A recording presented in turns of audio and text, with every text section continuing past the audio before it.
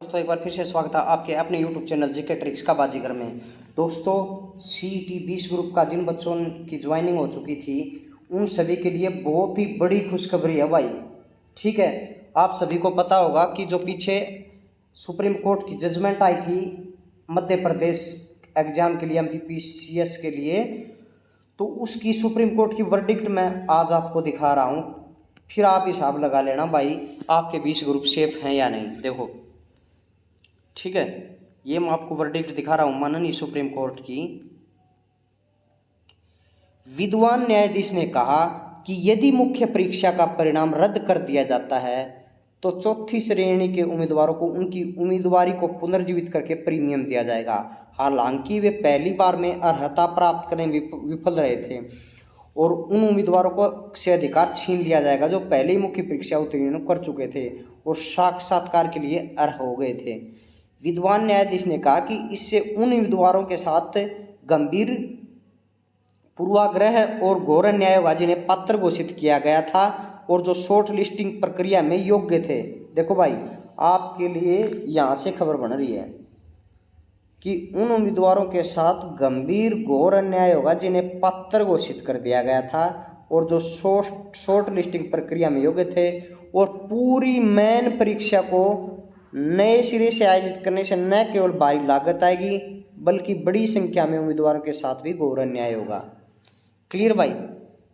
आगे देखिए, बल्कि जो पहले ही मुख्य परीक्षा उत्तीर्ण कर चुके थे और साक्षात्कार के लिए शॉर्ट लिस्ट किए गए थे उनकी ओर से कोई गलती नहीं थी। ठीक है, यही बात है। अब 20 ग्रुप वालों का न कोई बच्चा बाहर है, जिनको एग्जाम देना था सभी ने एग्जाम दे दिया।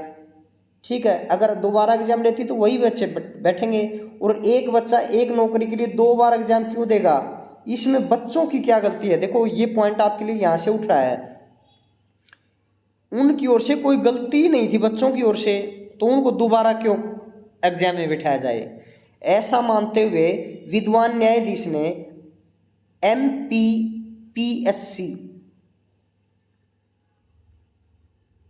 80 द्वारा जो 10 अक्टूबर 2022 को जो निर्णय लिया गया उसको अमान्य कर दिया गया। ठीक है, उस MPPSC द्वारा क्या निर्णय लिया गया था कि जिसमें पहले की मुख्य परीक्षा को रद्द करके नई मुख्य परीक्षा आयोजित करने का प्रस्ताव था। क्लियर? अब उसको MPPSC ने ये निर्णय लिया था, उसको रद्द कर दिया गया था और MPPSC को नए पात्र रिजर्वेशन कैटेगरी के उम्मीदवारों को लेकर विशेष मुख्य परीक्षा आयोजित करने का निर्देश दिया, जैसे कि पहले कई मौकों पर किया गया था। अब देखो भाई, जो कैटेगरी वाला सिस्टम था ना, वो भी यहाँ पर क्लियर हो रहा है कि जो रिजर्वेशन का केस चल रहा है रिजर्वेशन कैटेगरी का, तो जो बच्चे इफेक्टेड है केवल उन्हीं की दोबारा एग्जाम ले सकती है। बैच ज़्यादा होगा तो ज़्यादा से ज़्यादा। जिन बच्चों का कोई दोष नहीं है इस परीक्षा में, पूरी प्रक्रिया में कोई भी कमी नहीं है उन बच्चों का, उनका दोबारा एग्जाम नहीं होगा भाई। ये माननीय सुप्रीम कोर्ट की वर्डिक्ट थी भाई, जिसको हिंदी में ट्रांसलेट करके आपके लिए दिखाया जा रहा है। बात समझ में आ रही है? तो रिजर्वेशन केस वाला भी मैंने आपको बता दिया है। केवल जो इफेक्टेड थे बच्चे थे ही नहीं, अगर होगा तो कोई 1% या 2% इफेक्टेड थे रिजर्वेशन पॉलिसी के तहत। ठीक है, तो जो पहले निर्णय आ चुका है उसी के हिसाब से हो जाएगा ये रिजर्वेशन वाला।